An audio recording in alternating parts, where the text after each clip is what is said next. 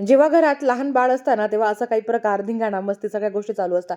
स्वामीचं सुद्धा तसंच चालू होतं. आज आहे ना राधाचं गाणं लावून तो डान्स करत होता आणि त्याचं म्हणणं होतं, की "तू शूट करू नको." खूप दिवसानंतर मुलांना पालक पुऱ्या खायच्या होत्या. मग छानपैकी पालक पुरीची तयारी करून घेतली. आज ना खूप दिवसानंतर कांदा, टमाटा आणि जो चना जोर गरम माहिती असेल तुम्हाला, तर हे मिक्स केलं आणि मी छानपैकी नाश्ता केला. स्वतःकडे लक्ष द्यायचं, स्वतःकडे बघायचं, हे सगळं विसरून जातं माणूस. तसंच माझं काही झालं आहे. सी सेक्शननंतर कंबरदुखी, पाठदुखी ह्या ज्या समस्या आहे ह्या खरंच वाढल्या आहे. याच्यावर काम करण्याचा प्रयत्न करते. जर सक्सेस झालं तर नक्की तुमच्यासोबत मी शेअर करेल.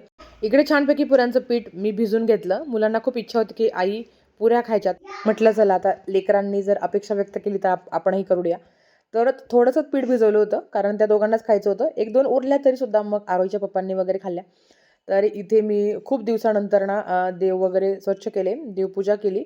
खूप दिवसांनी, कारण अर्थात मासिक धर्म वगैरे होता, मग त्याच्यामुळे ह्या गोष्टी करण्या नाही झाल्या.